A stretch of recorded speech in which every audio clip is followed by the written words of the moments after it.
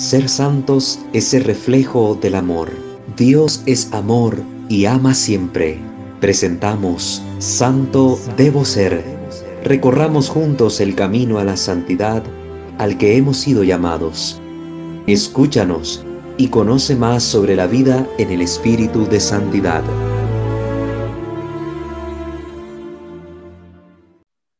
Sean bienvenidos, queridos hermanos, a una transmisión más de su canal Santo Debo Ser, por medio del cual compartimos el contenido espiritual que vamos semana tras semana compartiendo con todos ustedes para que puedan conocer mejor su fe y vivirla. Sobre todo eso, vivirla. Recuerden suscribirse a este canal y activar la campana de notificaciones si aún no lo han hecho.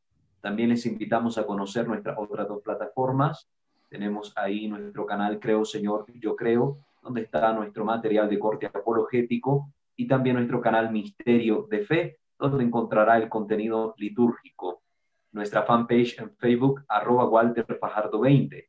De todo esto ustedes tienen información en la descripción de cada video. Vamos pues a comenzar nuestra nueva sección formativa en este canal, que versará sobre la demonología.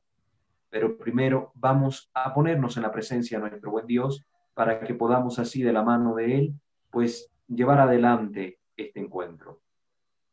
In nomine Patris et Filii et Spiritus Sancti. Amén. Señor Dios nuestro, te bendecimos, te adoramos, te alabamos y te glorificamos. Te damos gracias, Señor, porque has sido bueno con nosotros, porque nos has permitido reunirnos una vez más para continuar nuestro proceso de formación. Te pedimos, Señor, que no nos falten nunca las luces de tu Santo Espíritu, que nos guíen y nos den discernimiento, Señor, porque sin Él no podemos conducirnos rectamente. Que los ruegos de nuestra Santísima Madre, la siempre Virgen María, de todos los santos y de los ángeles, nos asistan siempre, para que alcancemos de ti las gracias que necesitamos para nuestra salvación eterna. En tus manos ponemos todo esto, Señor, para que todo cuanto realicemos te tenga a ti como a su fuente y tienda a ti como a su único fin. Te lo pedimos, Señor, a ti que ves y reinas por los siglos de los siglos. Amén. Amén. Pater noster, qui es in celi, sanctificetur nomen tuum, adveniat regnum tuum, fiat voluntas tua sicut in cielo et in terra. Panem nostrum quotidianum da nobis hodie, et imite nobis debita nostra, sicut et nos dimitimus debitoribus nostris, et ne nos inducas in tentationem, sed libera nos a malo. Amén. Ave María, gracia plena, Dominus tecum, benedicta tui mulieribus, et benedictus fructus ventris tui, Iesus. Santa María, Mater Dei, ora pro nobis peccatoribus, nunc et in hora mortis nostre. Amén. Gloria Patri et Filio et Spiritui Sancto, sicut erat in principio et nunc et semper et in saecula saeculorum. Amén. Ave María Purísima, sine lave concepta, in nomine Patris et Filii et Spiritus Sancti. Amén. Amén. Muy bien, queridos hermanos, como les habíamos anunciado, vamos a comenzar una nueva sección en nuestro canal formativo en contenido espiritual que va a versar sobre una introducción general a la demonología. Esto va en correspondencia con todo el contenido que sistemáticamente hemos venido desarrollando, sobre todo en el aspecto del discernimiento espiritual, que ya lo miramos en toda la sección dedicada a las reglas de discernimiento de espíritu de San Ignacio de Loyola. Concatenando con ese contenido, desarrollamos luego toda la temática de los grupos de oración. Muchos de ustedes que llevaron el curso de las reglas tenían dudas, interrogantes sobre cómo esto se aplicaba a la vida pastoral en la iglesia, ya que ustedes pertenecen, la mayoría, a distintas comunidades o grupos pastorales dentro de nuestras parroquias. Ahora, para finalizar todo ese caminar que hemos venido haciendo respecto a esos contenidos, vamos a introducirnos en esta materia. Para hacer esta introducción o comenzar todo este bloque, tenemos la dicha hoy de contar con una persona que por la gracia de Dios hemos podido conocer ya de algunos años para acá.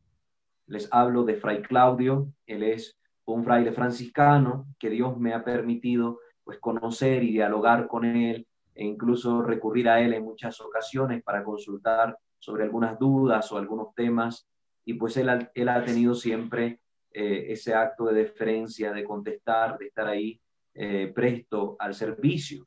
Entonces le hemos pedido a él que nos acompañe el día de hoy para que desde su experiencia, conociendo la materia y como exorcista que ejerce este ministerio, pues pueda iluminarnos estas realidades que vamos a tocar en este canal. Entonces me callo, hago silencio y ahora le cedo a él la palabra para que se presente, hable un poco sobre él, quién es él, dónde se encuentra, desde hace cuánto es sacerdote, desde cuándo ejerce él el ministerio del exorcismo, etcétera. Entonces, buenas noches, Fray Claudio, bienvenido. Buenas noches a todos, un gusto estar con ustedes. Pues ya me presentó Walter, mi nombre es Fray Claudio Antonio Calderón del Valle, soy fraile franciscano, pero concretamente pertenezco a la Orden de los Frailes Menores Capuchinos. La gente nos conoce más como capuchino. Me ordené en el año 2007, sin embargo, ya tengo 22 años de vida religiosa, entonces el camino religioso es más largo que el camino sacerdotal. Y soy de nacionalidad costarricense, pero ya he trabajado en 11 países, entonces pues ya mi casa es donde esté y donde me envíen a servir. En todo lado se puede servir y tengo familia espiritual en muchos países. Actualmente me encuentro en la ciudad de Cartago, Costa Rica, que es una ciudad de montaña bastante fresca y fría, muy agradable para vivir.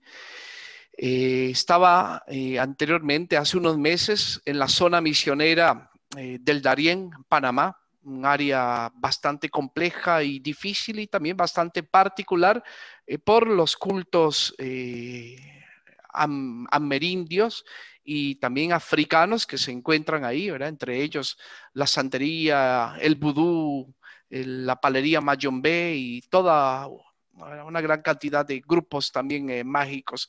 Así que también fue una experiencia muy rica a nivel investigativo y a nivel pastoral.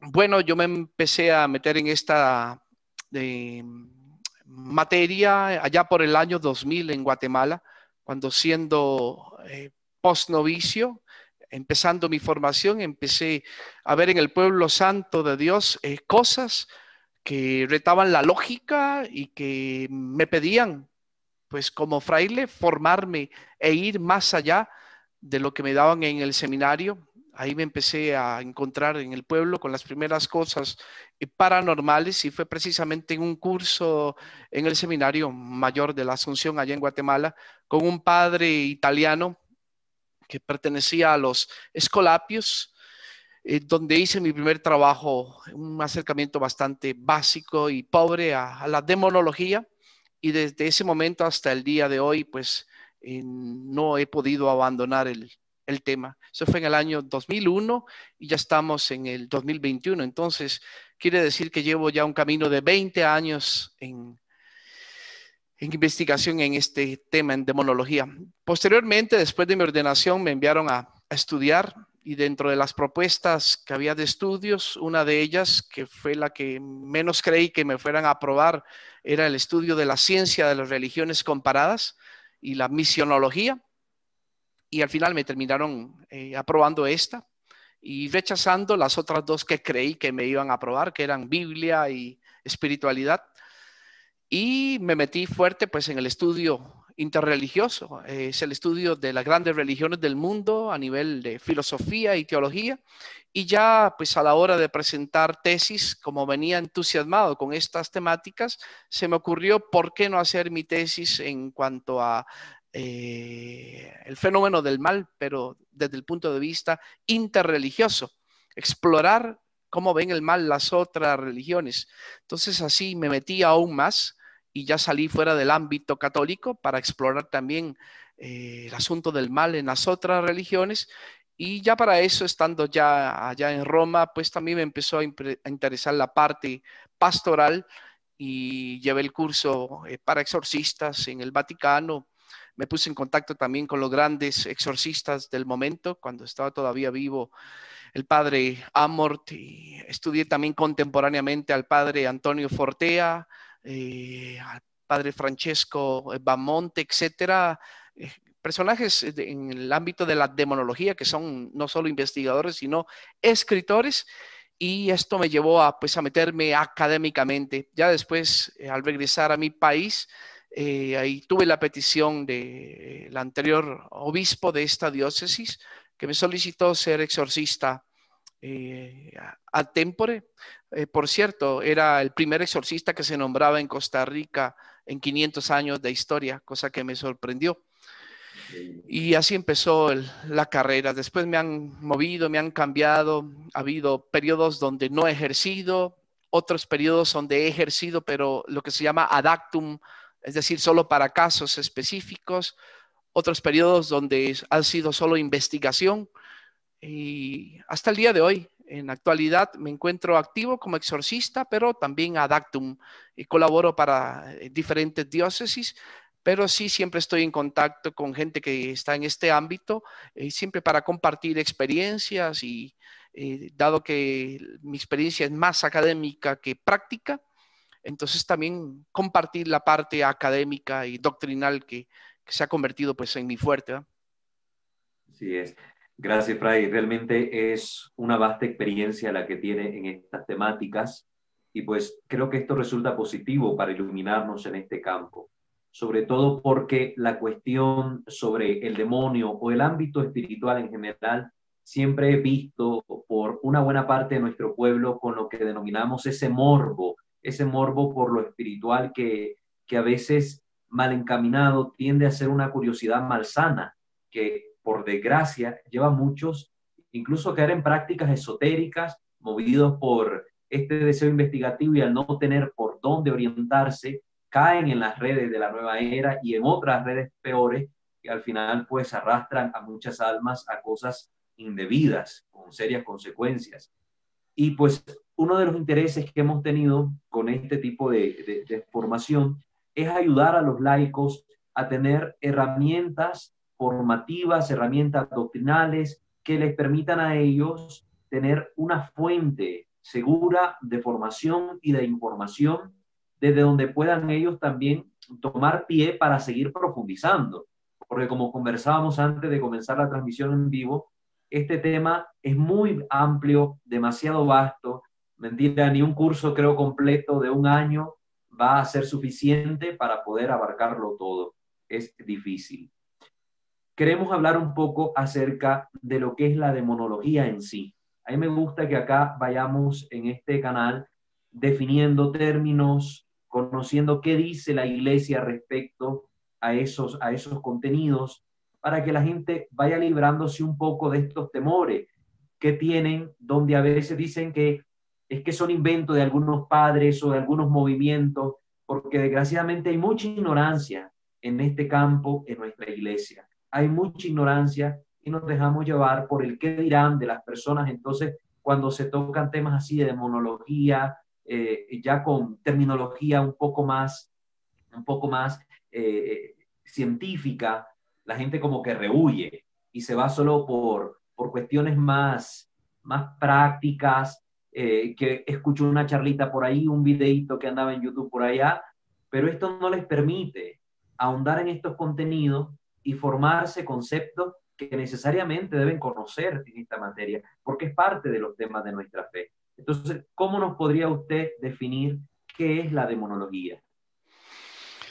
Bueno, definirla es complejo. A nivel etimológico, que siempre me gusta empezar por la etimología, demonología vendría del concepto logos y demonio. Logos significa tratado y obviamente de demonio sabemos que es tratado sobre el demonio. Ahora, demonio es una palabra también que habría que explicar porque cambió de connotación a lo largo del tiempo. No es lo mismo el demonio en la cultura griega y en la filosofía griega, que después como cambia su connotación ya dentro del ambiente cristiano. Entonces, demonio sería el equivalente a lo que en lenguaje bíblico se le llama el neuma poneirú, el espíritu malo, o impuro, el acatartos también, neuma acatartos.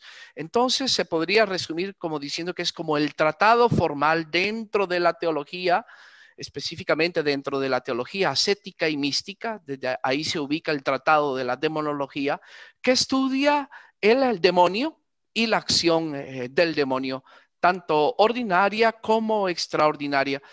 Obvio, desde el punto de vista de la teología formal, que se inspira en las fuentes de la revelación, que son Sagrada Escritura, tradición y obviamente magisterio.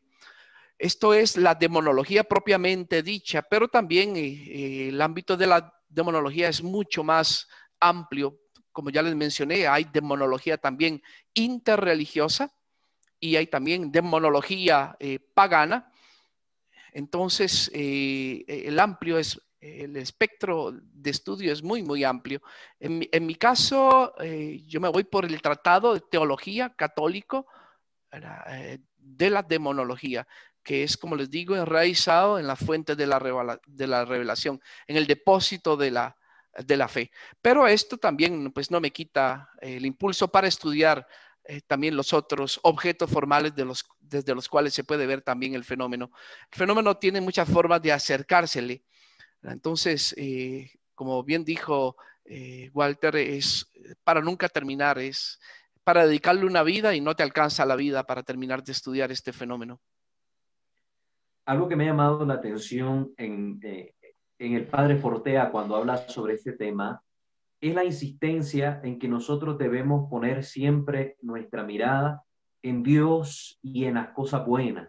No es entrar al estudio del demonio por el demonio y quererlo contemplar a él como que fuera un ser todopoderoso al que hay que conocer, sino al contrario. El padre Fortea siempre da como este enfoque de que si conocemos al mal, que sea por conocer al bien. Y entonces, conociendo el bien, podremos nosotros saber dónde está ese defecto, esa ausencia de ese bien y cuál es la acción que tienen estos seres personales en el plan de Dios. Pero que todo lo encausa siempre en Dios, en la esperanza, en lo bueno. Porque para sanar un poco este tipo de curiosidad malsana, valga la redundancia, que a veces hay en nuestro pueblo, queremos conocer del demonio y tenemos tanta hambre acerca de estas cosas demoníacas, el exorcismo, lo extraordinario, pero a veces se mira el poco empeño que ponemos en el otro lado, en lo bueno, en lo que tiene Dios que decirnos a nuestra vida a través de la experiencia de los santos, a través de lo que está revelado en su sagrada palabra, a través de la enseñanza del magisterio. Entonces yo creo que es fundamental que esto lo entendamos. La demonología se encausa precisamente en este estudio que se hace desde la teología, que se hace desde el conocimiento de Dios. Entonces no es como un estudio totalmente independiente y que va a darnos pista de algo nuevo. No, todo lo que conocemos en la iglesia acerca del demonio, lo conocemos desde la revelación que Dios ha hecho de estas cosas. Y creo que eso es importante siempre tenerlo presente. Por eso Es correcto. Sí, por eso en el canal quisimos, sobre todo, hacer este proceso donde desde la parte espiritual, desde la mística, desde lo que dice la iglesia, irnos encauzando hasta este tema y no entrar de primas a primera a él. No sé qué recomendación tiene usted ahí que hacernos sobre este estudio. No, tienes toda la razón. El objeto central de nuestra fe es Dios trino y uno. Entonces, si estudiamos al demonio, no es para ponerlo en el centro. De hecho, los pocos documentos dogmáticos que hay sobre demonología lo dejan muy en claro. Las enseñanzas sobre el demonio son siempre paralelas o transversales al eje central de la revelación, que es el Padre, el Hijo y el Espíritu Santo. Para decirlo en palabras llanas y populares, nos interesa saber del demonio para conocer sus tretas, pero para participar de la victoria de Cristo sobre él, porque Cristo vino a destruir al demonio y todas las obras del mal. Entonces, en sí mismo no es un objeto de estudio central, sino secundario. Ahora, evitando siempre dos extremos que son peligrosos. Uno, el decir no existe, Pero también está el otro extremo, el verlo por todo lado y darle más importancia que a Dios. De hecho, hace muchos años yo tenía una charlita que se llamaba Poniendo al demonio en su lugar, porque están esos dos extremos, o se le quita importancia o se le da más importancia de la que tiene. Y no, el centro siempre es el Padre, el Hijo y el Espíritu Santo. Ahora, acercarse a estas temáticas con morbo, por curiosidad, o infiltrarse en la demonología católica para aprender y después poner en práctica ya demonología religiosa, o sea, hacerse satanista o practicante de artes demoníacas, eso pues es impropio. Ahora, es necesario formarse y creo que les voy a dar cifras que quizás algunos los asusten, pero ha sido mi realidad pastoral. Cuando fui exorcista ad tempore, casi que el 20 o el 30% de los casos que atendí fueron hermanos que participaban en grupos de oración, porque aunque lo hacían con mucho amor y con muy buena voluntad, pero a veces con mucha despreparación, ignorancia y haciendo cosas indebidas que los ponían a riesgo. Entonces es necesario formarnos y la iglesia siempre tiene, ¿verdad?, lo que se llama el munus docendi, el don de enseñar como el número uno, y la necesidad número uno de la iglesia es formar, porque también el mal, si habláramos de la acción, ataca sobre el conocimiento y presupuestos cerrados me llevan a conclusiones cerradas que me pueden poner en peligro en mi vida espiritual y también en mi salvación. Entonces hay que conocer bien desde la revelación todo lo que tiene que ver con el demonio, no por él mismo, sino, como le digo, para participar de la victoria de Dios sobre él y en mi vida también, ¿eh? Así es.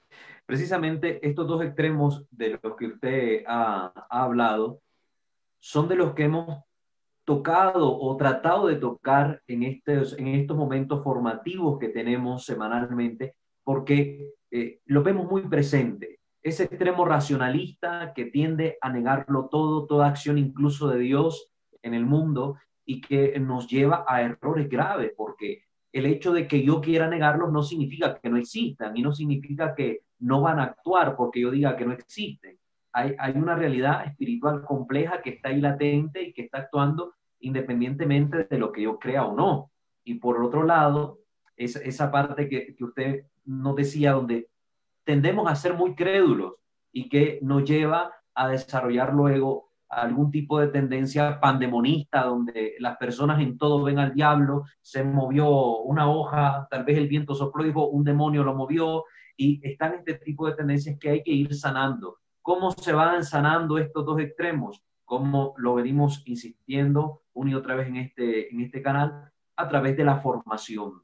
El conocimiento es esencial. Si realmente no lo fuera, Cristo no se hubiera dado a conocer, Cristo no hubiera mandado a evangelizar, a llevar su palabra y el conocimiento de esta verdad a través del mundo por medio de sus apóstoles.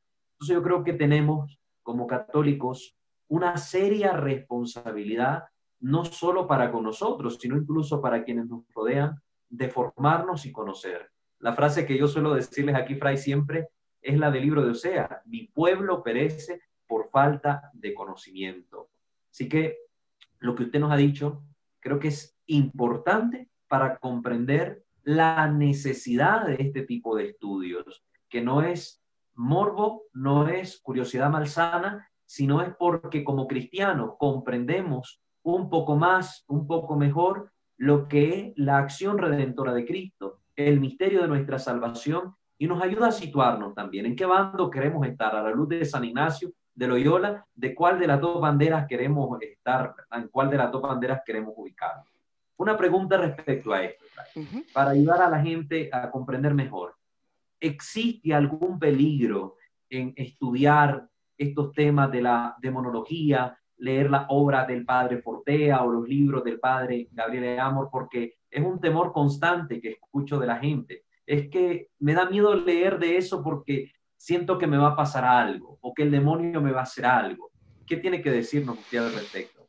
Bueno, lo primero que yo diría es que si hay un problema, y primero diría problemas inmanentes. Inmanentes es de este mundo. Uno, el primer problema sería escoger bien las fuentes, porque si las fuentes no son correctas, ahí hay un problema latente y es el error y la herejía.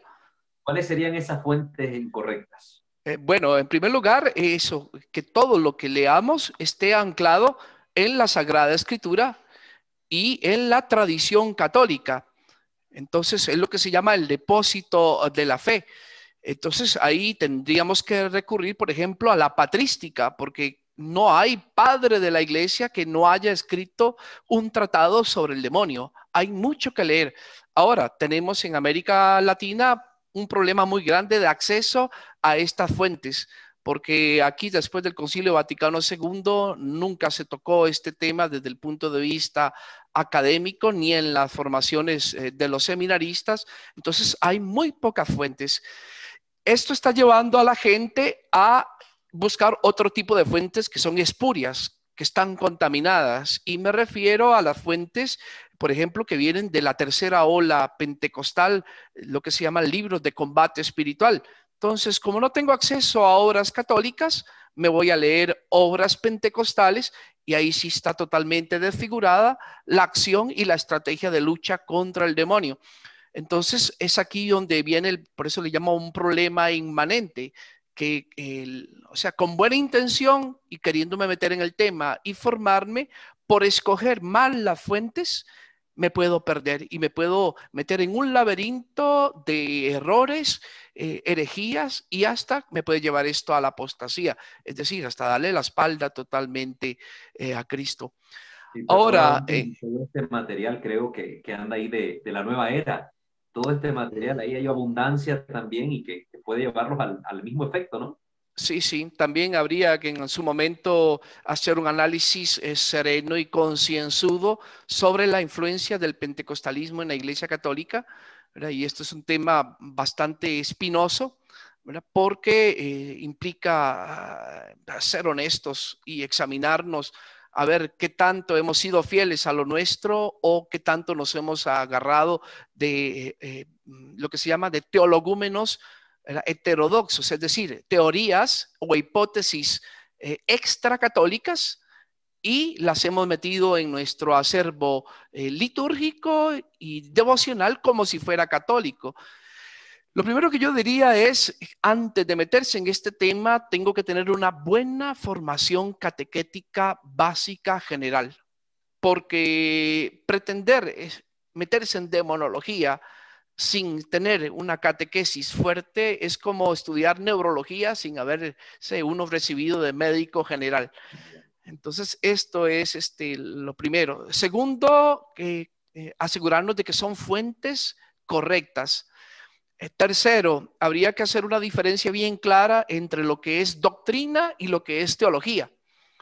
Yo no sé si los feligreses a veces tienen claro esto. La doctrina es lo que la iglesia le ha dado ya fijación y grado de ser vinculante, porque está ya fijado como revelación y estamos obligados a creerlo. Y por cierto, en demonología hay muy poca doctrina. Muy poca. Y hay mucha teología. Teología ya son hipótesis que diferentes pensadores ortodoxos lanzan sobre diferentes fenómenos. Entonces, lo que es hipótesis todavía no ha sido fijado. Por lo tanto, está sujeto todavía a discusión y quizás nunca se vaya a fijar. Entonces, yo no le puedo dar el mismo peso a una postura teológica de X padre que a una postura doctrinal de la iglesia. La doctrina es inamovible. La teología todavía puede ser cambiada y modificada. Estos son peligros inmanentes. Ahora, si la pregunta se refería a que si puede haber peligros en lo que se llama preternaturales, es decir, que si por formarme en demonología pueden venir consecuencias preternaturales, es decir, algún tipo de disturbio espiritual, yo diría que sí, sí hay peligros, ¿verdad? Ahora, sin caer en el morbo, pero es universalmente aceptado por la mayoría de los autores que he leído que el que se introduce en estos campos sufre casi siempre algún tipo de acción preternatural. Ahora, ¿cuál es el objetivo? El objetivo es espantar y asustar a la persona para que no se forme, porque al espíritu del mal, habría que hablar del mal epistemológico, no le conviene que los laicos estén bien formados.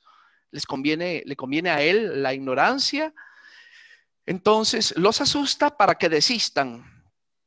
Ahora, también hay otro tipo de acción de alguien que se mete en esta área, porque puede ser gente que tenga carismas latentes. Entonces el mal ya percibió que el que se está empezando a formar va a ser un futuro soldado en su contra. Entonces es más fácil, como decía un padre de la iglesia, cortar al tallo en su lozanía, es decir, cuando está tiernito, que al árbol cuando ya está rollizo, viejo y formado. Entonces sí existe una posibilidad de sufrir. Ahora, obviamente, el requisito mínimo después de estar formado bien catequéticamente para meterse a estos temas que yo recomendaría es el estado de gracia y los medios ordinarios de santificación, porque sí sería un poco riesgoso que yo no tenga una fuerte catequesis y que no viva una vida intensamente católica. Es el área quizás más oscura, difícil y torcida de toda la teología. Entonces, tengo que meterme con prudencia y para meterme prudentemente tengo que tener el auxilio de la gracia. Entonces, tengo que estar en gracia, es el requisito, una vida de oración fuerte, una participación sacramental fuerte y luego ojalá una guía académica de alguien que vaya unos pasos antes para que me vaya indicando prudentemente qué leer y qué no leer, porque no todo conviene ser leído. Yo no les voy a poner a alguien a leer un tratado de alta demonología si está empezando. Hay que hacer un ABC, hay que gatear antes de correr. Entonces tiene que haber una procesualidad en el estudio de la demonología y también clarificar la motivación. ¿Por qué es que me quiero meter? ¿Es simple curiosidad? ¿Es morbosidad? ¿O tengo un objetivo pastoral de caridad? Es muy diferente el que se quiere formar porque quiere servir o porque pertenece a un equipo de oración junto con un exorcista, que el que simplemente siente curiosidad y morbo y quiere divertirse un poco con esta literatura demonológica. Así es, Fray. Esto es importante que las personas que están conectadas vayan escuchando la importancia de la recta intención en todo esto, sobre todo esa motivación primera que me ha llevado a conocer estos temas y sobre todo porque hoy se ve que está como muy en boga esta temática, pero orientada mal, con esa curiosidad malsana que lleva por caminos que destruyen más bien la vida de las personas. Algo que es importante en lo que ha dicho es sobre el peligro que puede haber en este tipo de estudios, hablando ya de los fenómenos preternaturales, porque algo que yo siempre le repito a la gente, el demonio nos odia desde siempre. Fuimos creados a imagen y semejanza de Dios, por estar creados a su imagen, ya nos detesta. Por el hecho de ser bautizados y participar de la redención de Cristo, ya nos detesta. Si vivimos la vida cristiana congruentemente y participamos de un sacramento como el sacramento del matrimonio, o en el caso de los religiosos, hacer su voto o consagrarnos como sacerdotes, ya nos detesta por ese acto de fidelidad que estamos haciendo a Dios. El demonio nos detesta por múltiples razones, pero cuando nosotros nos metemos a estudiar estas cosas, él pone como, siento yo, que pone como un poco más de ahínco en hacernos sentir mal o pasarla mal, con tal de desviarnos de estos estudios, de apartarnos de estos estudios, porque el conocimiento siempre va a ser una fuente liberadora. Y como usted lo decía, él quiere gente ignorante, porque donde hay ignorancia, pulula el error. Y el error pues no nos permite vivir bien nuestra fe y hace que cualquier cosa se mezcle con nuestras creencias. Creo que es fundamental, queridos hermanos, que tengamos presentes estas recomendaciones que nos hace hoy Fray. Formarnos bien en nuestras catequesis, en la insistencia durante todas las formaciones de este canal, formarse bien, instruirse lo necesario y tener cuidado con lo que se lee. buscar la fuente. Por eso procuramos siempre en este canal darles a ustedes la fuente del magisterio, las Sagradas Escrituras y autores que en este campo tengan experiencia, conocimiento y que se apeguen a lo que enseña la Iglesia en su doctrina, para que así evitemos desviarnos. A mí me gusta insistirle, Fray, a los hermanos, que cuando están acá en el canal no trato de transmitirles mi postura, lo que yo creo o siento que deben ser las cosas, sino que nos apegamos siempre al magisterio y a la tradición, para que así lo que nosotros acá tomemos sea alimento sólido. En este campo es necesario hacerlo, y para ser uno honesto intelectualmente, cuando se habla de demonología, habría que ir diciendo qué de lo que se dice es doctrinal y qué de lo que se dice es teológico, y luego dar las diferentes posturas teológicas. Ahora, hay teologías que son sanas porque son católicas, y hay teologías que son heterodoxas porque son de ámbitos extracatólicos. Y cuando empezamos a transportar conceptos teológicos de un ámbito a otro, ahí sí estamos en problema. Y peor, cuando la ceguera teológica no me permite darme cuenta que estoy defendiendo posturas, por ejemplo, neopentecostales, creyendo que son posturas católicas, ahí sí estoy perdido. Inclusive ya estoy bajo la acción del mal, porque hay un mal también epistemológico. Ahora, hay algo que sí todos deberían de conocer. A veces la gente se enfoca más en la acción extraordinaria del demonio. Y es más importante para el fiel laico la acción ordinaria, porque la ordinaria es la que nos puede perder, nos puede llevar a la condenación. La otra es más llamativa, pero de eso nos encargamos los exorcistas. En cambio, la ordinaria es la que vivimos todos los días, y me refiero a la tentación en sus muchas dimensiones. Y por eso lo que hablaste al inicio, el discernimiento de espíritus y emociones, se vuelve fundamental, porque tengo que ver la acción ordinaria del mal, ¿verdad?, en mi vida. Y bueno, si alguien tiene acción extraordinaria, ya son otros asuntos, pero lo más importante sería estar claro sobre la acción ordinaria. Y también, bueno, es parte del combate que todo creyente tiene que hacer. Por eso le decimos en el Padre Nuestro: no nos dejes caer en la tentación y líbranos del maligno, como dice el Catecismo de la Iglesia Católica. Entonces, sí, es parte de la catequesis, y todos deberían conocer hasta cierto punto una demonología básica. Así es. Concuerdo con usted sobre todo en ese punto, la necesidad de la formación, porque en mi caso particular, cuando yo entré al seminario, nunca conocí de estas cosas. Cuando ya empecé a tener un caminar, sí iba notando esas peculiaridades en las preguntas que algunos fieles me hacían. Me decían: mire, me está pasando esto en mi casa, me está pasando esto en mi vida.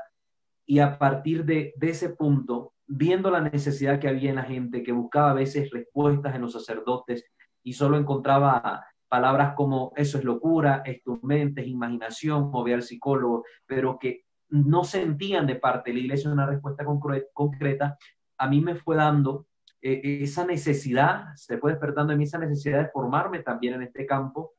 Y recuerdo que desde antes incluso de empezar la teología, en mi proceso de formación, comencé a leer literatura de exorcistas como el padre Gabriel Amor o el padre Fortea en la materia, con el fin de poder prestar un servicio adecuado a esta gente. Yo leía sobre todo cuánto sufren las personas a causa de la incomprensión, a veces desde la misma iglesia o de los mismos pastores. Y esto me motivaba a formarme en orden a la caridad, para llevarle una palabra de aliento, de comprensión, de la presencia de Dios cercanos a ellos. Y creo que es una motivación que también deben tener presente los hermanos de este grupo. La caridad para con las personas que andan a veces como ovejas errantes en nuestra iglesia y no hayan a quién preguntarle estas cosas o qué orientación tener, que ustedes puedan orientarles. No sé, Fray, si nos puede comentar ahora un poco acerca de su experiencia en los exorcismos, también cómo ha sido su experiencia como exorcista, si le ha ayudado a acercarse más a Dios, siempre orientando desde el lado positivo, ¿no? No tanto del fenómeno extraordinario que se pueda contemplar, sino cómo esto también a usted le ha ayudado positivamente en su vida y cómo a estos hermanos este conocimiento de la demonología también les puede ayudar Ujú. positivamente. Ok, completar lo que has dicho, solamente es decirte que hay también un asunto eclesial y en América Latina, después del Concilio Vaticano II, estamos hablando de 1965 y alrededores, se dejó de lado el tratado de la teología, dentro del cual estaba inserto la demonología, que es la teología ascética y mística, y se sacó esto del pensum ordinario de la formación de los presbíteros. Es por eso que la gran mayoría del clero latinoamericano no tiene ni la formación básica siquiera en esta área. De hecho, a nivel latinoamericano somos pocos los que hemos ido a estudiar formalmente demonología en universidades ya romanas o España, etcétera. Entonces, ¿por qué se sacó esto? Bueno, un poco influencia del modernismo y sobre todo la ciencia y la técnica y el auge de la psicología y de la psiquiatría. Muchos dijeron que estos fenómenos eran malas lecturas del pasado y que cuando avanzara la técnica, la ciencia, la psicología, la psiquiatría, la neurología, etcétera, todo esto se iba a solucionar. Entonces tiraron los tratados, pero llegamos al siglo XXI y no. Los mismos psicólogos y psiquiatras se dieron cuenta de que había fenómenos que, si bien es cierto, tenía algunos puntos de contacto con las patologías que se estudian a nivel médico, otros síntomas no. Entonces el fenómeno siguió como tal. Esto hizo que, bueno, por ejemplo, creo que lo más claro es que el último libro en ser redactado de la Gran Reforma del Concilio Vaticano II fue la Sacrosanctum Concilium, que era el tratado sobre liturgia, y dejó pendiente la renovación del ritual de exorcismo. Imagínense, del 65 hasta el 95, hasta el 91, perdón, no se redactó un nuevo ritual, porque había sectores en la iglesia que estaban opuestos a que se redactara. Ahora, espero que esto no le asuste a nadie, pero esto no solo es postura moderna, sino es postura heredada del hebraísmo. Acuérdense que en el hebraísmo había una división entre fariseos y saduceos, y esto lo hemos heredado los católicos. Entonces hay un 50% que creen estas cosas y un 50% que no. Ahora, a nivel doctrinal está claro, y ahí no hay discusión, ¿verdad? La existencia del demonio como entidad, ¿verdad? Como eficiencia también es doctrina. Entonces, el que dice otra cosa sale de la enseñanza católica y entra en herejía. Entonces, es por eso que hay poca literatura y poco sacerdote formado. Y la mayoría de los sacerdotes que conozco y seminaristas, Walter, han empezado como tú, leyendo libros, y después esto ha despertado a otros para que empiecen a buscar fuentes de formación más confiable. Esto es muy diferente en Europa. En Europa nunca se rompió ni la formación ni la tradición exorcística.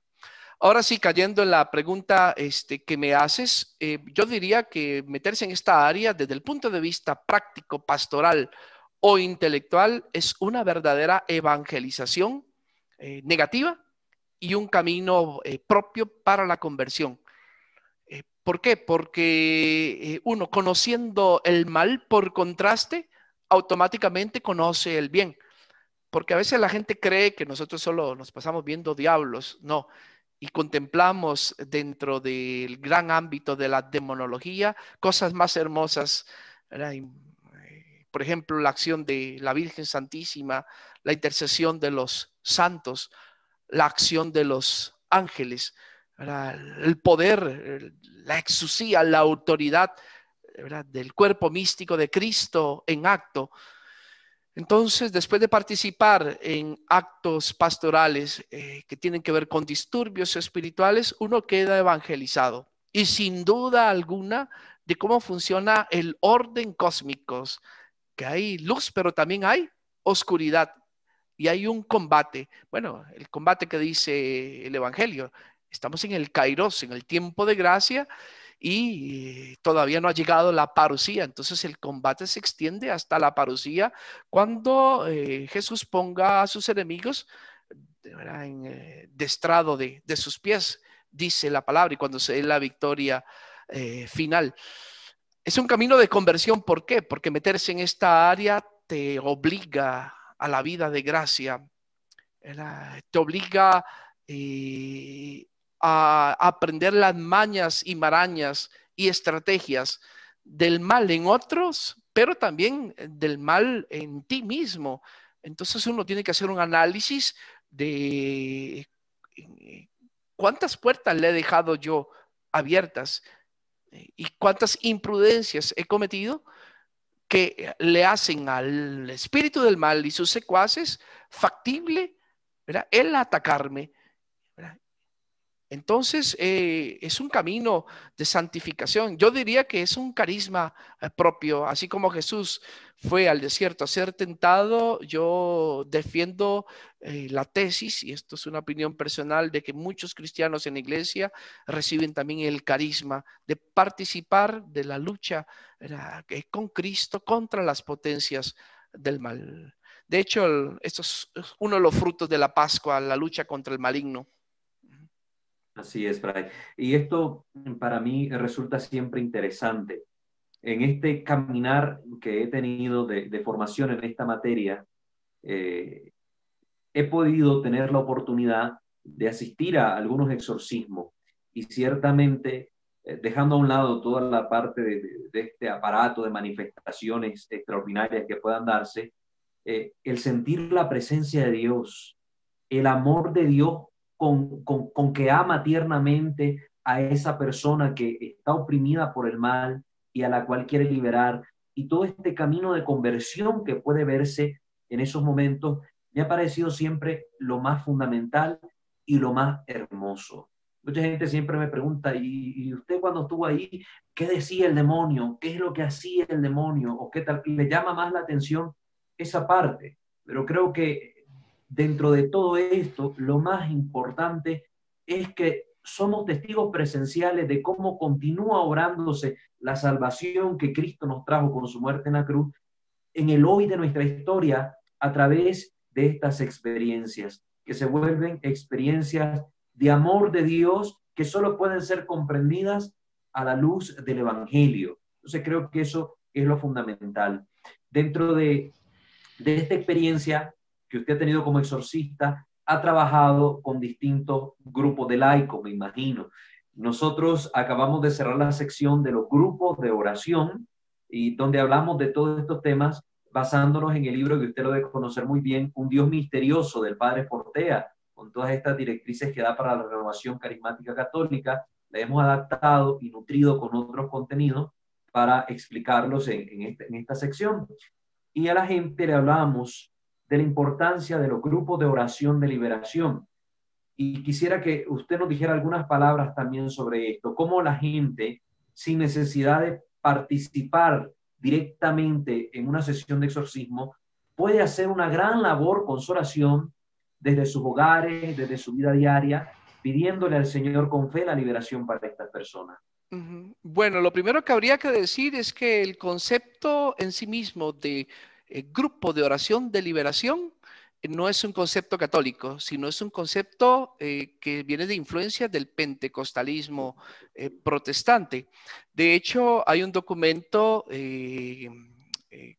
que se llama Algunos aspectos sobre exorcística, redactado en 1985, donde la Congregación para la Doctrina de la Fe le recuerda a los ordinarios, a los obispos, que el único grupo de oración, si se le puede llamar así, es el equipo comandado por un exorcista válida y lícitamente nombrado.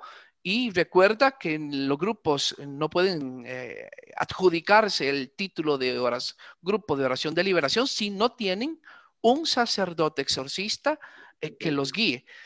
Y que mucho menos pueden hacer oraciones, lo que se llaman imprecativas, ni mucho menos exorcismos. Y también deja aclarado, y esto es muy bueno, que ni siquiera el exorcismo de León XIII, que se ha vuelto también popular.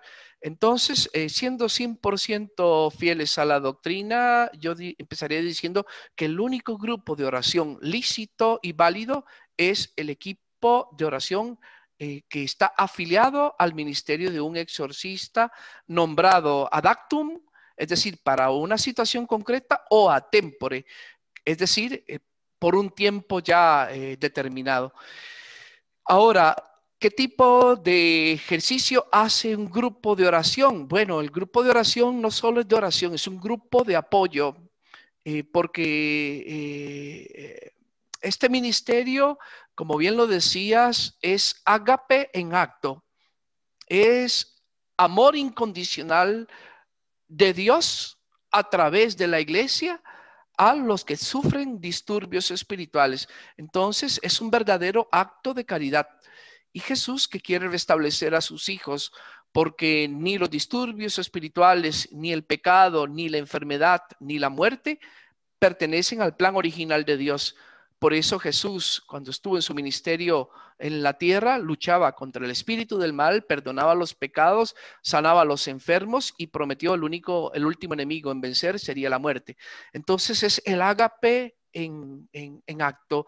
El exorcista y el grupo que apoya al exorcista se convierten en las manos caritativas del Señor, que en el hoy, ¿verdad?, siguen aplicando la misericordia. Entonces, ¿cómo apoyan? Bueno, hay muchos niveles de apoyo. Dentro del grupo de un exorcista tiene que haber técnicos, porque la iglesia pide discernimiento psicológico, psiquiátrico, médico. Tiene que haber enfermeros, porque no en pocos casos hay que hacer monitoreo básico. Tiene que haber también gente fuerte, porque a veces es necesario sujetar. Tiene que haber gente dedicada específicamente a la intercesión, y aquí hay equipos cercanos, diría yo equipos de choque, que son los que participan directamente en la oración. Hay otros que se quedan fuera de la sala de la sesión, pero también hay otros que a distancia, y en esto juegan un papel muy importante las órdenes monásticas, ¿verdad?, que se gastan en lo escondido orando por nosotros los exorcistas. También a veces hay otro tipo de agentes en los grupos que colaboran con los exorcistas, como grupos de investigación, porque la posesión es solo una de las áreas que tiene que atender el exorcista, pero hay otro tipo de fenómenos como infestación de lugares, entierros, brujería, santería, inclusive hasta colaboración con instituciones policiales, porque un gran porcentaje de los crímenes hoy día tienen elementos pararreligiosos y que involucran aspectos de demonología. Entonces uno como experto a veces tiene que ser perito para los sistemas de investigación judicial. También hay otros que trabajan en la parte de psicología y psiquiatría forense, porque no en pocos casos en los perfiles criminales también se da la participación de los criminales en grupos organizados que ya tienen que ver con satanismo, santería, etcétera. Entonces, el campo es amplio, amplio. Depende de las situaciones que tenga que atender un exorcista, así se acuerpa de laicos. Y esto nos lleva a una consideración. Esto es un acto del cuerpo místico de Cristo.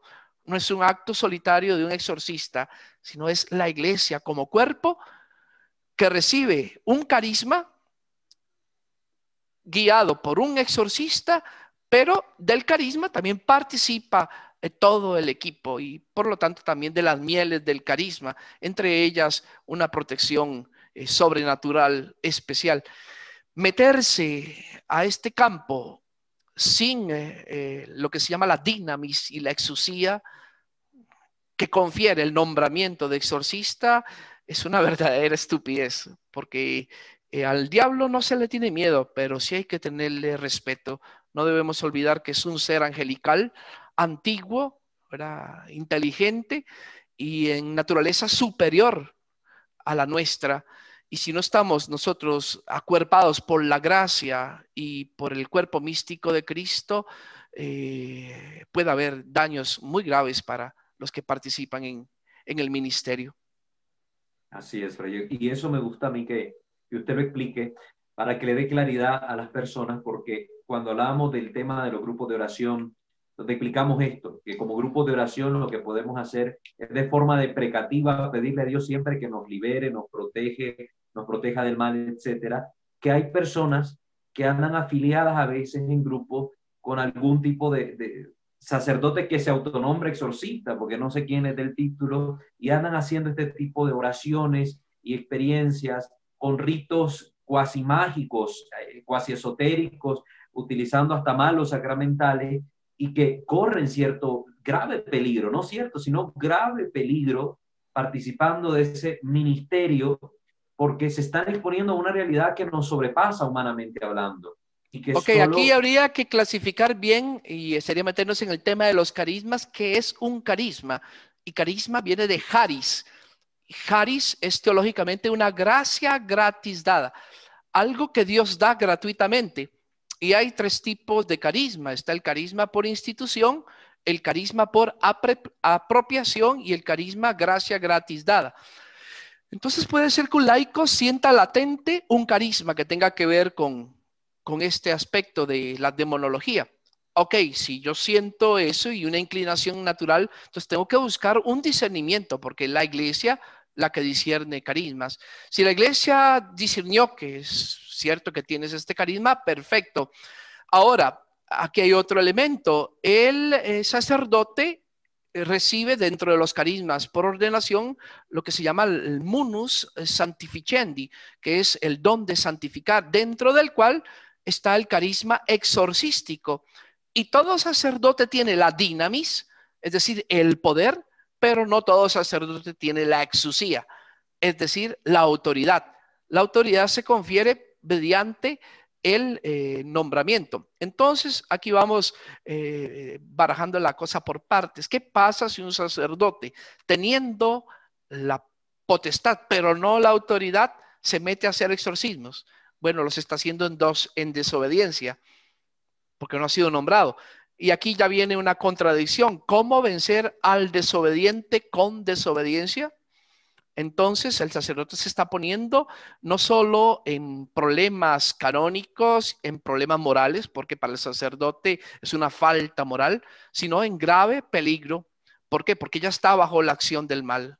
Y es un ministerio muy delicado si uno lo ejerce sin autoridad delegada por el obispo, puede terminar muy mal. Creo que tenemos en la historia reciente casos muy tristes de exorcistas y hasta obispos, ¿verdad?, que han terminado mal por meterse temerariamente en este ministerio. Dos, el laico. ¿Qué pasa si se mete, aunque sea con muy buena intención y con mucha caridad, pero sin guía, sin formación y sin dirección? Bueno, por eso les decía al inicio que un 30% de los casos que atendí era de personas que participaban en grupos de liberación, y precisamente grupos de liberación libres, sin dirección autorizada, o sea, autodenominados grupos de liberación. Ahora, si ya pertenezco a un grupo de liberación porque tengo un exorcista que me guía, ¿qué es lo que puedo hacer? Hablaba de la oración. Bueno, en pocas palabras, hay dos tipos de oraciones. Está la imprecativa y la deprecativa. Y aquí son dos palabras que son muy similares, pero muy diferentes. El in en latín es un prefijo que indica algo que entra, algo que contrasta, inclusive implica combate. Y precare en latín viene de preces, prex, precis, que significa oración. Entonces, oración de combate, oración para entrar en conflicto. Eso se llama imprecar.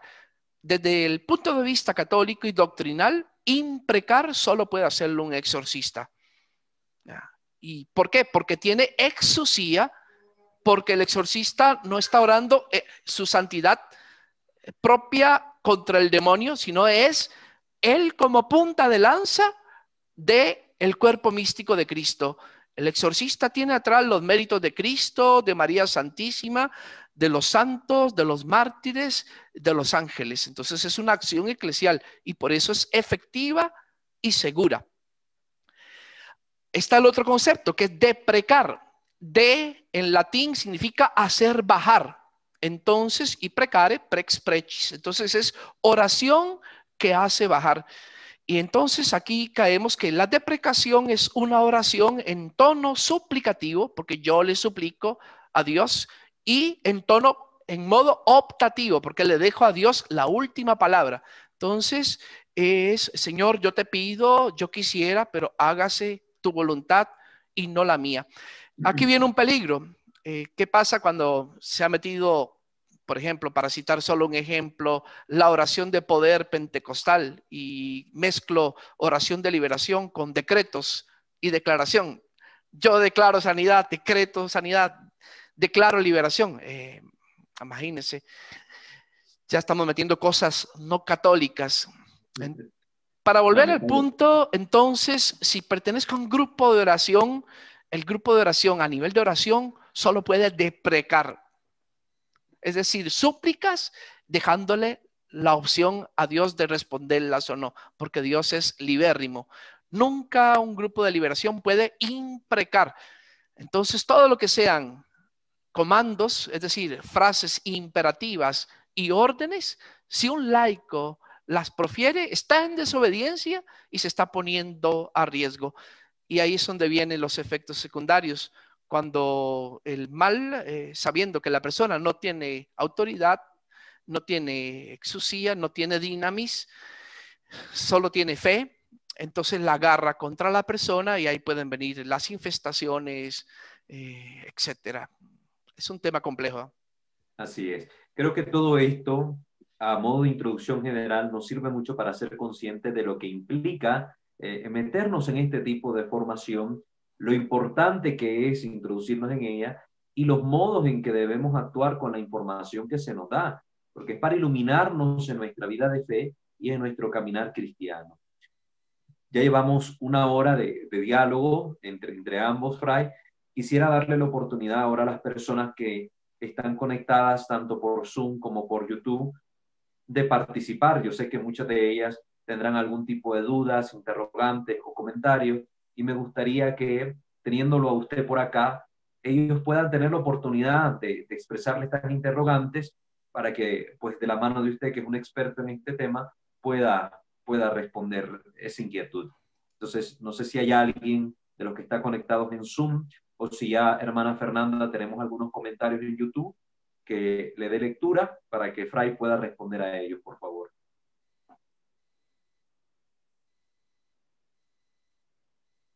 Fernanda, ¿está por ahí?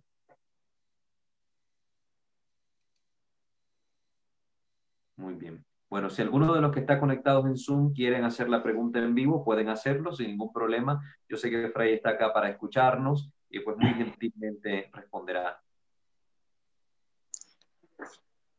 ¿Qué tal? Muy buenas noches, hermano Walter.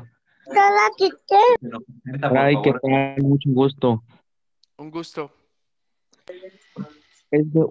Bueno, son dos preguntas rápidas. Bueno, yo las considero así, bueno, así las trataré de hacer. La primera es sobre acá, por ejemplo, yo soy de Villahermosa, Tabasco, estoy radicando en el Estado de México, pero allá en Villahermosa, Tabasco, al sur del país de México, se maneja mucho la situación del calentamiento de cabeza sobre los niños. Yo tengo una experiencia sobre esta situación y yo se la platiqué a un sacerdote. El sacerdote me compartió, ¿qué ocurre aquí? Bueno, el niño empieza a tener problemas, se enferma y lo llevan al doctor y así sucesivamente y no pasa nada, ¿no? Entonces, no cura, no sale adelante. Entonces yo se lo platicaba a un sacerdote que quizá no mejor no me supo decir, pero su contestación fue la siguiente. Me dice, mira, yo no sé la verdad qué ocurre, qué pase. Mucha gente recomienda o dice que es porque pues el niño estuvo convivencia con gente que estuvo tomando, con gente que trae mala noche, que incluso son sus familiares, no se denomina como un mal provocado o un mal a propósito, sino se toma como algo diferente. El caso es que el resultante de esto ocasiona que el niño empiece a tener muchos problemas, se deshidrata, son vómitos, diarrea, o sea, cosas que los doctores no pueden curar. Entonces yo practicándoselo al padre, él me decía, yo no sé qué ocurre. Yo lo único que te puedo comentar es que yo como sacerdote a mi sobrina en una ocasión se puso así y tuvimos que llevarla con una señora. Esta señora nos pidió que los residuos de las bebidas alcohólicas y no sé qué que habían quedado, que siempre quedan, que si ponerle la camisa del tío, de la tía o de la persona que, por ejemplo, se sabe que anda en no muy buenos pasos debajo de la almohada y todo eso. Yo no sé a qué se refiere o qué suceda, pero los niños salen adelante. Entonces los doctores, incluso, bueno, en este comentario personal, dice el doctor también, yo no sé qué pase, pero eso existe. Entonces yo lo que quisiera saber así a ciencia cierta es si ahí se desarrolla algún problema de estilo demoníaco o pasa, o qué es lo que realmente sucede de modo que es algo real, porque a mí me ha sucedido y no tengo yo como fiel laico una respuesta hacia la gente que prácticamente está creyendo fielmente en este tipo de situaciones y deja de orar y se va inmediatamente con una persona que le dice, mira, hace esto, pone abajo de la almohada, bla, bla, bla, la ropa interior, la camisa de la muchacha o la de la que tú creas que llegó de repente, y con eso la niña duerme bien y sin medicamento y sin nada. Ese sería mi primer cuestionamiento. Ok, para serte honesto, es primera vez que escucho este tipo de fenómenos. Y bueno, yo tengo quizás una de las bibliotecas más completas de demonología y estoy refiriéndome sobre el planeta. Tengo más de 800 volúmenes y algunas copias anastáticas bien antiguas y he tenido bastante oportunidad de verlos. No los he leído todos porque es imposible, pero y que tenga yo conciencia de que aparezca un fenómeno de este tipo relatado en alguno de los tratados de patrología o de exorcística moderna o medieval, no. Ahora, en cuanto a posibilidades de que si esto puede tener origen preternatural, sí, porque sí tengo en experiencia personal y también en experiencia de otros colegas que durante las acciones preternaturales del demonio pueden haber lo que se llama alzas o bajas térmicas, no solo en la persona, sino en el ambiente. Entonces, no puedo descartar a priori de que esto, o sea, puede ser, o sea, caería dentro de lo que se llama vejación física, si es preternatural, pero nunca lo he visto, nunca he escuchado a alguien que lo haya estudiado. Habría que hacer un discernimiento concreto. Ahora, quiero aclarar que el demonio es muy creativo y que no todos los fenómenos están enlistados y escritos. Es más, para ser sincero, les tengo que decir que cada caso que atiendo es único e irrepetible y cada caso aporta elementos nuevos. Entonces, lo que se da en un área puede ser que no se haya dado en otra área geográfica. No puedo decir que lo que está pasando allá en tu pueblo es demoníaco o es físico o es mixto. Ya tendría que un equipo y un exorcista estudiar el fenómeno, hacer discernimiento. Hablábamos al principio de discernimiento de espíritus para ver qué es esto y si tiene trazas, lo que se llama indicios de ser preternatural, pues habría que tratarlo como una vejación física porque es un efecto aparentemente espiritual sobre la salud y el cuerpo de un niño. Entonces entraría en la clasificación de vejación física. Pero hasta no hacer un discernimiento, es lo que se llama establecer la etiología, es decir, de a dónde viene. Y hasta que no se establezca eso, no se le puede poner etiqueta de preternatural y no se le puede tratar tampoco como preternatural. Ahora, entiendo que a nivel popular ya lo hayan etiquetado y que por eso la gente desesperada corra a donde brujos y chamanes, etcétera. Y bueno, por eso en cada diócesis habría que tener un equipo que discierna estos casos extraños. Es lo que te podría contestar con toda honestidad. Ok, Fray, le agradezco mucho su respuesta. Ya nada más, sería una rápido de igual manera. ¿Cuál es el protocolo que se da para que, bueno, me refiero a que si hay alguna misa, solamente llega a la oficina del obispo, el obispo cómo nombra de manera oficial a un exorcista en la diócesis? Bueno, no hay ningún protocolo, ni tampoco hay inclusive rito litúrgico para conferir el ministerio. Estos son deficiencias. ¿Cómo se hace? Bueno, número uno, tiene que ser un episcopus benévolos, es decir, un obispo que esté abierto al tema. Esto es lo primero. Si el obispo no está abierto, nunca va a nombrar. Dos, tiene que hacer un discernimiento dentro de su clero para ver quién tiene las cualidades espirituales y también técnicas para ejercer este ministerio. Aquí hay un gran problema porque nadie tiene casi las capacidades técnicas, porque casi nadie ha estudiado este tema. Entonces, lo que hacen los obispos es discernir cuál de todos los sacerdotes que tiene prudentemente podría ejercer mejor este ministerio. Entonces ya lo llama, habla con él y le hace la propuesta. Normalmente el sacerdote va a decir, Monseñor, pero yo no tengo formación, yo no sé nada de eso. Y aquí es donde entran herramientas importantes como ya los cursos que se están dando en Milán, en la Universidad de Milán, o en Roma, en la Regina Apostolorum, y ya hay cursos, está también la Asociación Internacional de Exorcistas, también hay Asociación de Exorcistas Episcopales y Católicos en Estados Unidos que tienen cursos. Entonces ya uno puede pedir, bueno, Monseñor, si me va a nombrar, por lo menos mándeme una semanita a hacer un curso intensivo. También tengo entendido que en México están dando y aquí en Costa Rica ahora se van a empezar a dar en febrero, si Dios quiere, o en junio, mejor dicho. Entonces ya ahí uno pide, pero la formación que le dan a uno es muy, muy básica.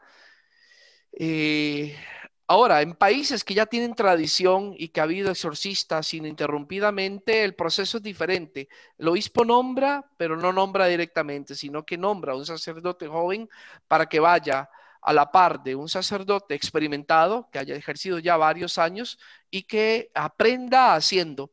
Entonces lo pone a la par de un sacerdote exorcista anciano para que le enseñe todo lo que ha aprendido, porque esto es un arte exorcístico, esto es complejo.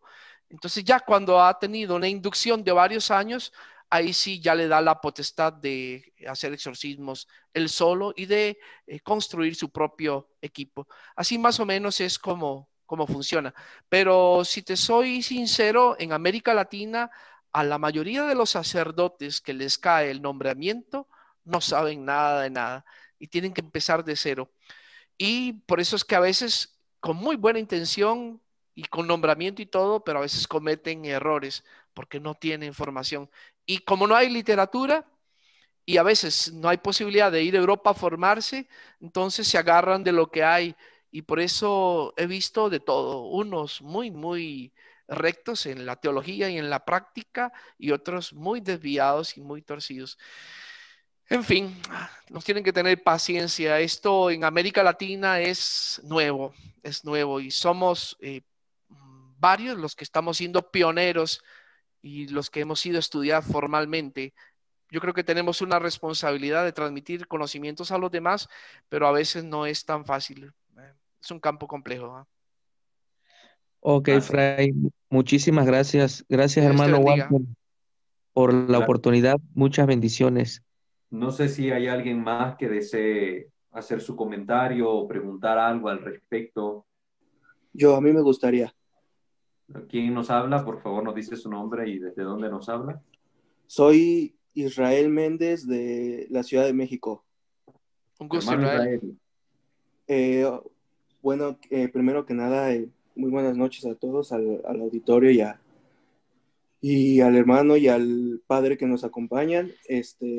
Pues dar las gracias antes que nada por la oportunidad que nos han brindado, por el espacio para poder aprender y ampliar nuestro conocimiento sobre la materia.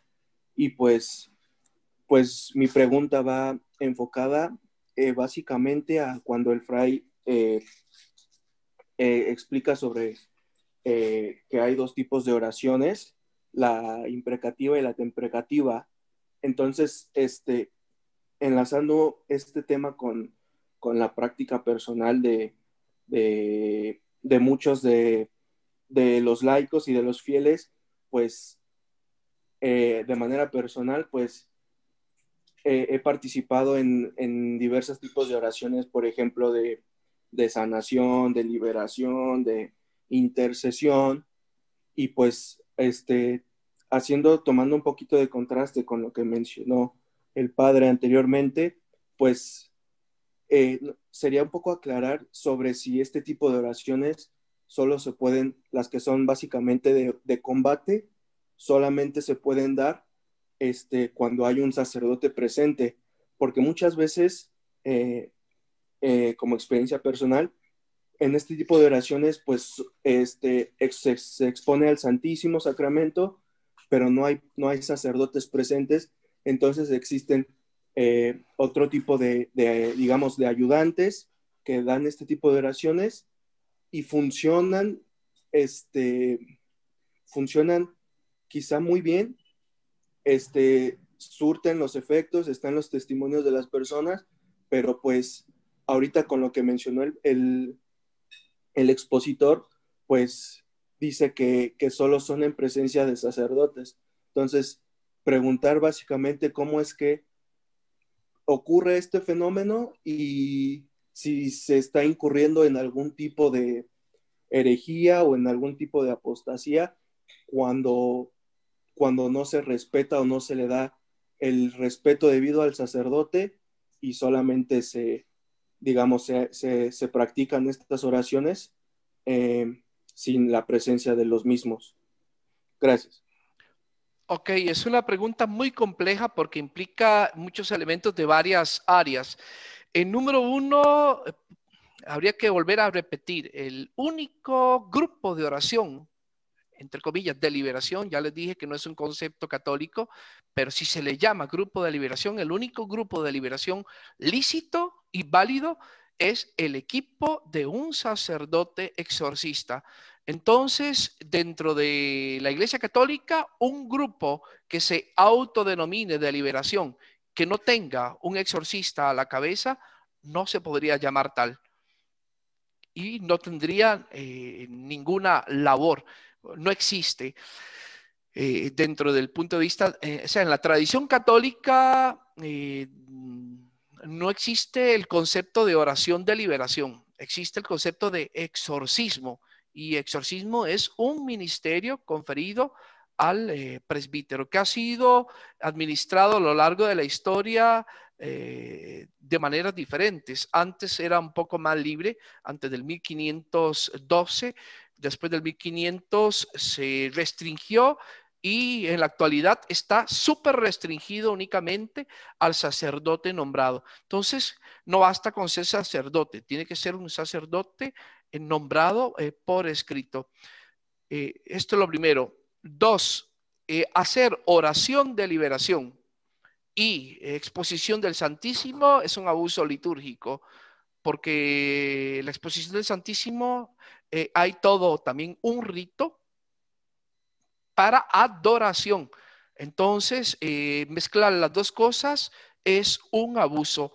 Es muy diferente cuando un sacerdote dentro del exorcismo hace una exposición, ¿verdad?, como parte del combate exorcístico.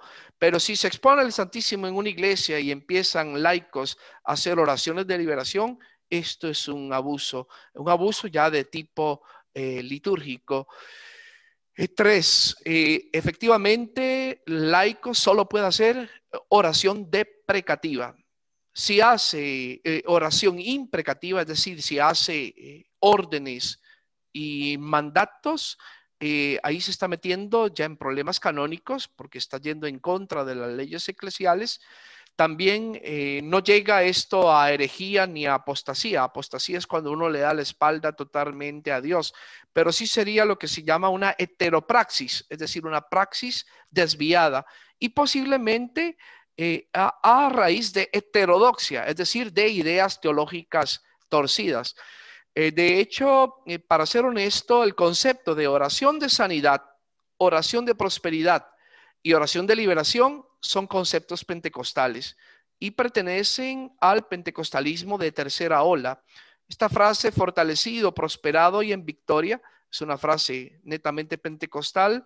Ellos dicen así, ¿por qué? Porque dicen fortalecido, ¿no? Porque ellos dicen que el mal causa todas las enfermedades. Entonces ahí viene la necesidad de la oración de la sanación.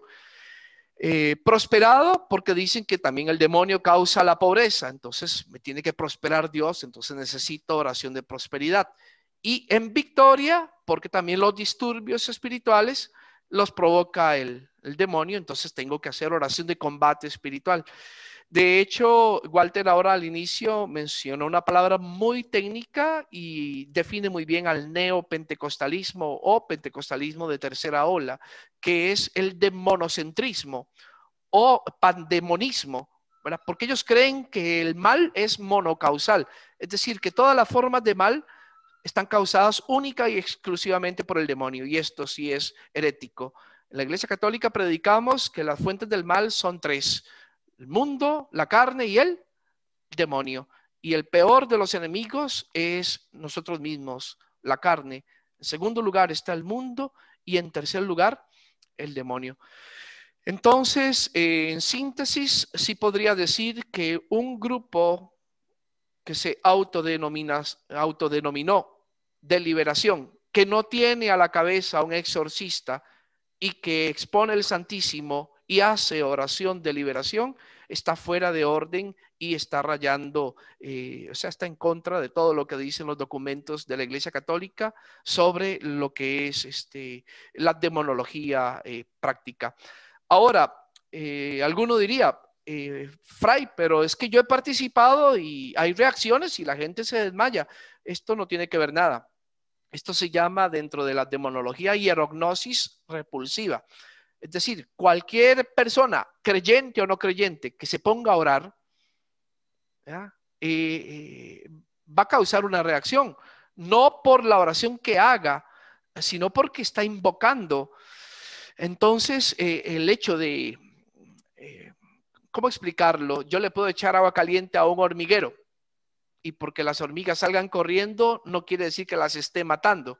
Entonces, alguien que hace oración de liberación está alborotando el panal, pero no está dándole respuesta al problema.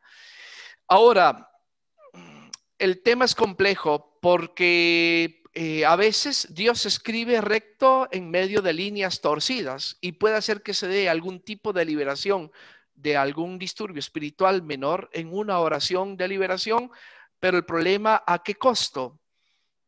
Al costo de que el laico esté desobedeciendo, de que esté cometiendo abusos litúrgicos, abusos canónicos, abusos heteroprácticos, y con el precio de que después él sea el que queda infestado, porque quien hace una oración en estas condiciones tiene un gran riesgo de quedar él también con algún grado de disturbio espiritual.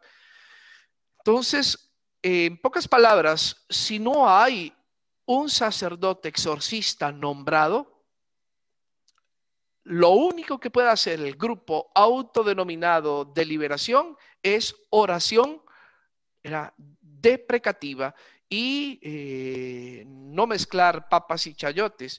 Si hay exposición del Santísimo, vaya a hacer adoración eucarística. Si quiere rezar el rosario, rece el rosario. Si quiere coger otro ámbito para hacer oración deprecativa contra el mal, perfecto, pero deprecativa.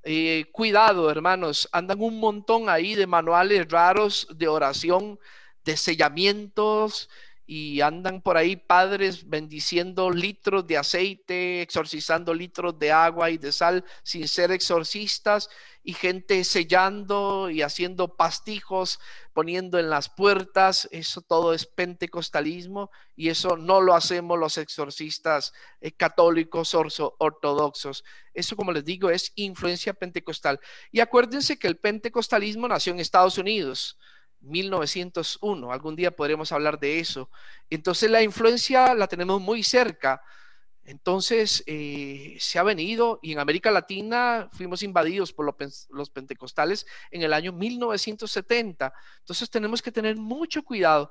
En América Latina no solo estamos con poca formación demonológica, sino que estamos con mucha contaminación pentecostal. Entonces, hay dos labores que hacer. Una, aprender lo ortodoxo, y dos, purificarnos de lo heterodoxo. Eso es un tema al que yo me he dedicado a estudiar también, el pentecostalismo, y de verdad que estamos muy mal en esa área, y específicamente más en los grupos de liberación. Hay mucha gente que con muy buena intención, pero está predicando ideas, haciendo oraciones y prácticas que no son católicas, sino que son del pentecostalismo de tercera ola. Agradezco mucho sus palabras en ese punto, Fray, porque es fundamental, sobre todo ahora que estamos con esta idea de que es la era de los laicos y que los laicos salvarán la iglesia. Y entonces, detrás de esas ideas, a veces el trasfondo de esta, que puede ser muy bueno en la práctica, es mal implementado, y creen los laicos que esto les da libertad para hacer lo que se les dé la gana y a como se les dé la gana, siempre y cuando el presupuesto sea la buena intención, y no es así, y no es así. Entonces, preguntas como la de Israel nos la hacen muy a menudo sobre que si esto está bien, esto no está bien, y creo que es importante atender a las palabras que nos ha dicho Fray y poder ir haciendo estas distinciones en los grupos, en lo que está bien, lo que no está bien, lo que debemos evitar y lo que tal vez hemos hecho y debemos corregir. Para eso es la formación, nos ayuda a que se dé en este proceso la superación. Entonces vamos a dar la oportunidad a una última pregunta, ¿verdad? Porque sí han estado muy enriquecedoras estas intervenciones, así que no sé si hay alguien más que quiera hacer una última pregunta a Fray, pues lo escuchamos. Buenas noches, mi nombre es Mónica. Hola, Mónica. La escuchamos. Bueno, mi pregunta es, hace poco más de 6 años que empecé a servir en la iglesia, y las manifestaciones que yo tenía era en los sueños. Cada que yo iba a iniciar algún, ya sea proceso de evangelización o algo para realizar en la comunidad, soñaba, bueno, una ocasión soñé que la figura de mi hermano, me decía que si yo seguía con eso, me iba a volver loca, pero yo sabía que no era mi hermano. Entonces yo le preguntaba, ¿quién eres tú? Y él pues solamente me contestaba, si tú sigues, yo te voy a volver loca. Entonces, ante esta situación, ¿cómo podemos nosotros defendernos? Me queda muy claro que pues uno no tiene que dejar, como bien dice, ¿verdad? Los sacramentos, la Eucaristía. Sin embargo, a pesar de eso, ¿verdad? Que hay algún acercamiento para hacer algo en la iglesia, vuelve a suceder esto. Entonces, ¿cómo puede uno defenderse ante los ataques del enemigo por medio de nuestros sueños? Ok, la pregunta también es compleja. ¿Por qué? Porque involucra un montón de cosas. Uno, en principio, los católicos no tomamos los sueños como algo revelador, ¿verdad? Esto lo pertenece dentro de la demonología a lo que se llaman las mancias, y concretamente a la oniromancia. Oniros en griego significa sueño, y mancia, mantos, significa adivinar, adivinar a través del sueño.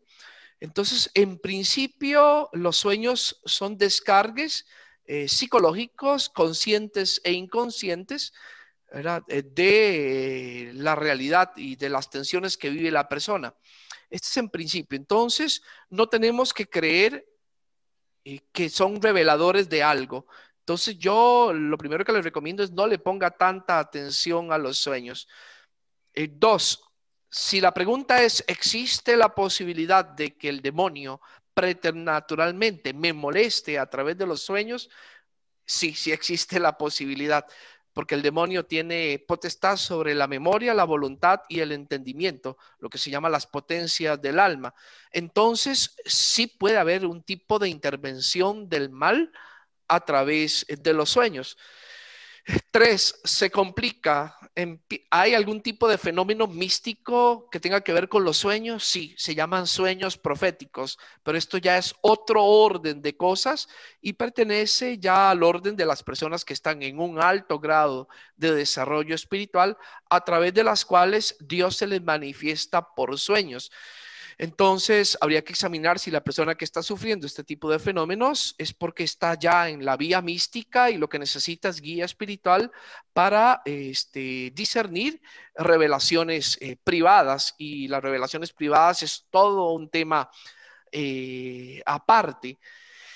Entonces, es compleja. O sea, cada cosa que le pasa a la gente hay que discernirla.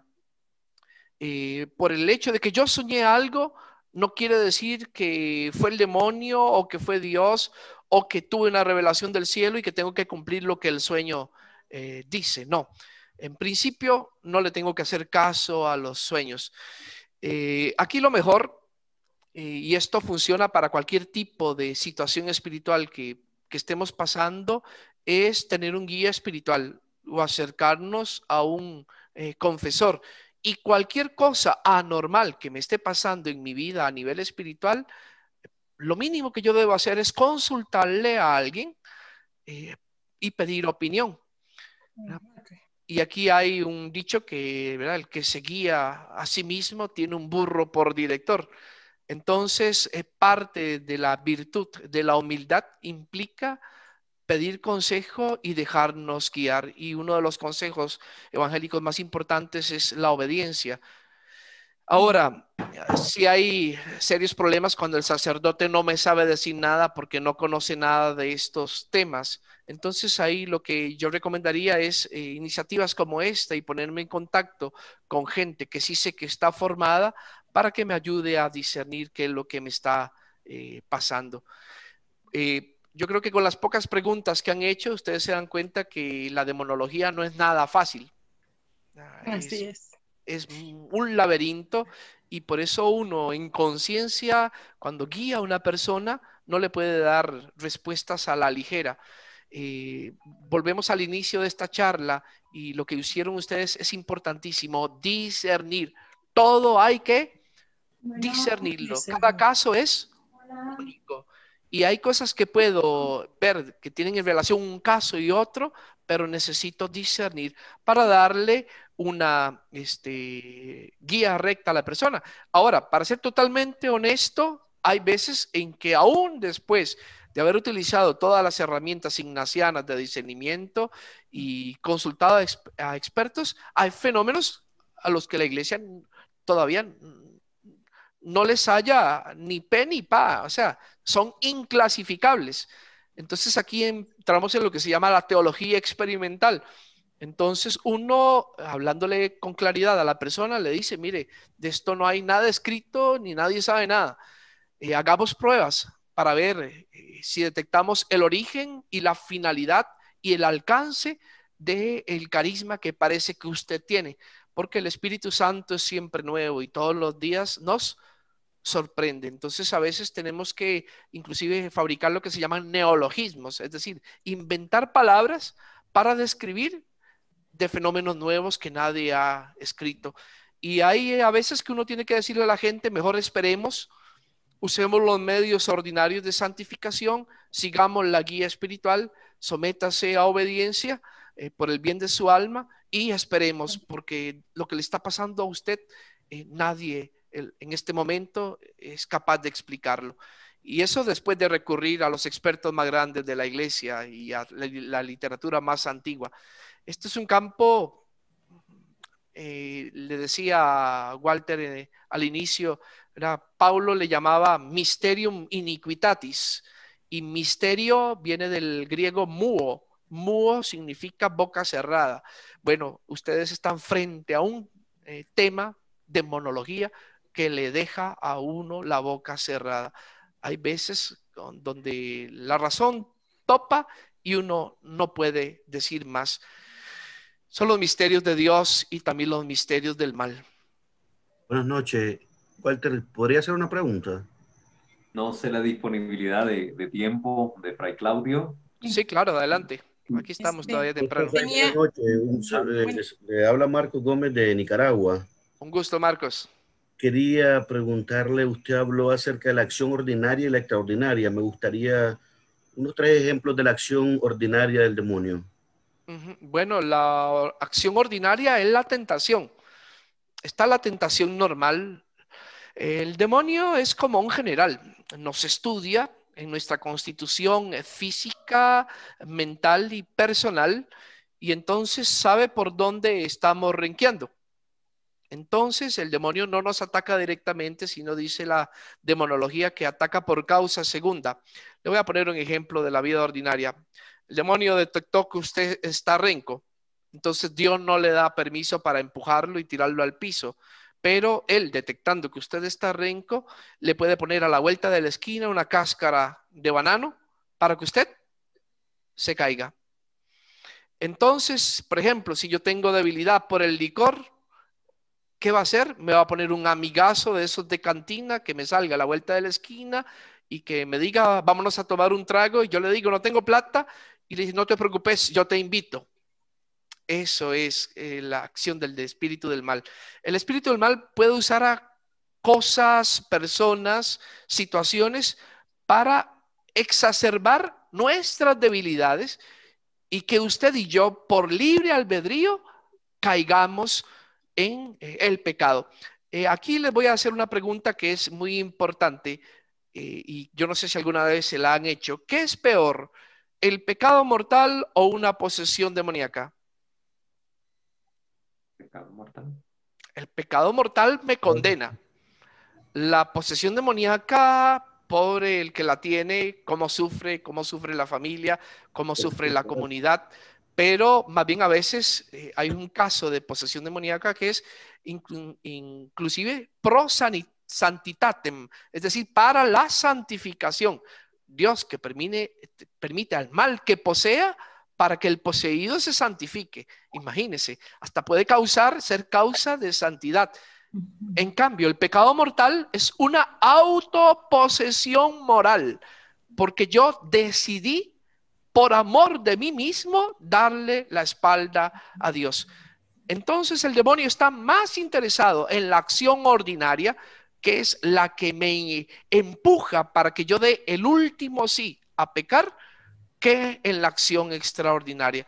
La acción extraordinaria no solo es rara, por eso se llama extraordinaria, sino que casi siempre está dirigida a personas muy escogidas. En cambio, la acción ordinaria es masiva, es para todos los bautizados y quiere destruir la obra de Cristo en el bautizado.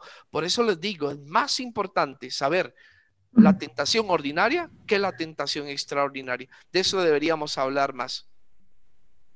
Gracias, muchas gracias. Claro que sí.